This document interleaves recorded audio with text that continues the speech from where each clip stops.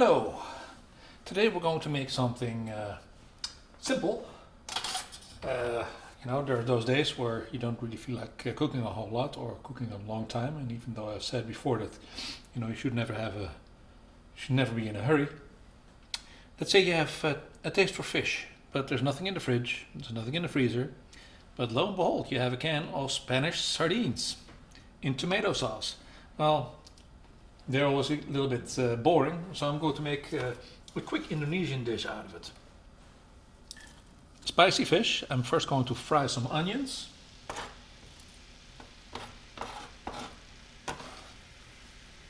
In about 3 tablespoons of peanut oil or avocado oil, doesn't really matter. Oh, there's a little bit of carrot with there, it's not a problem. In this dish, I'll show you. Furthermore, we're going to have a little bit of garlic, fresh serrano pepper, about a heaping tablespoon of finely chopped ginger, a finely chopped carrot, some kaffir lime leaves. I'm going to further add a little bit of Laos, which is also known as Galanga in powder form. There's not a huge difference between the fresh and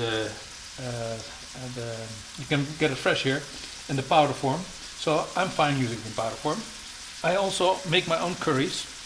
I'm going to put about a teaspoon of my own curry in there as well. First the onions.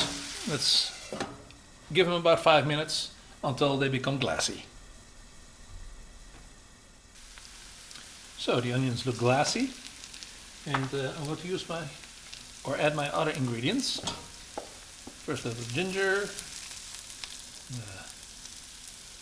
garlic, and carrots, and lime leaves. The pepper I'm going to do last, and already warned once before, when you add fresh pepper to something that's hot, make sure you don't breathe in, especially when there's hot oil. You're going to have a horrible cough for days on end. It's an incredible irritant. So we're going to let it get hot first and let everything wilt a little bit. Another 5 minutes or so. So this is nicely heated up. And the first thing I'm going to do right now is add a little bit of trassi, which is fermented shrimp and fish paste, sort of like garum in Italy, and the Romans used to use it a lot. Brings umami, and some people find it tastes very fishy. It's not particularly pretty when you're cooking with it, but oh boy, the flavor is so good.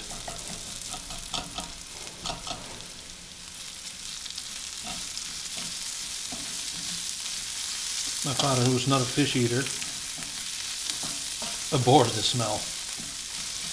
And other people say, well, that's the sign of a good kitchen. Like stinky cheese and that kind of stuff. Okay, that needs to fry just a little bit.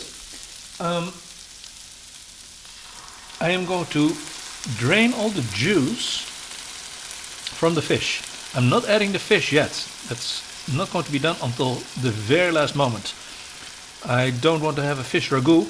I want to have the whole fillets in there, and that's a little bit more. As I expected, the tomato sauce starts with a little bit of tomato in it, so not necessarily the most inspiring, but we're going to spruce that up a little bit with a little bit of Galanga at this point, and a little bit of my homemade curry. Add this through. You can also fry those spices with. That's what a lot of recipes do. I prefer it this way in recipes like this. Either way, it works. This is going to have to simmer for about 15 minutes until everything is nice and soft. And then at the end we're going to use a little bit of lime and see if it needs any more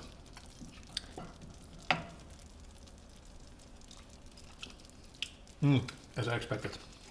Salty enough. Most of canned fish is too salty. So by adding onion and veggies, and I'm going to add a little bit of tomato powder actually. Just a little bit.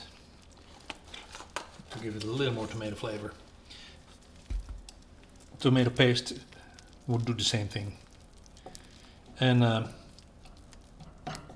adding those veggies cuts the salt a little bit and makes it a healthier dish overall.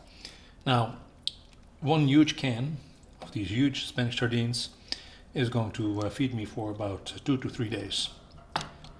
I'm also making it spicy, because this is the moment at which I'm going to add my serrano pepper. And I can add a little more hot sauce if I want to later. And I'm going to let this simmer for about 15 minutes.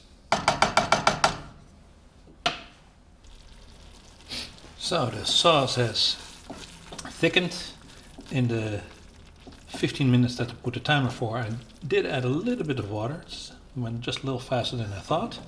So yes, you need to watch every now and then.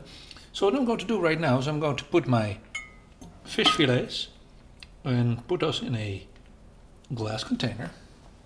Since I'm not going to eat everything right away, not that big a eater, I'm going to put those a little bit separate so that there's 1, 2, 3, 4, 5, 6, 7, 8 fillets. And I'm going to put my sauce on top. And that is truly the end of it.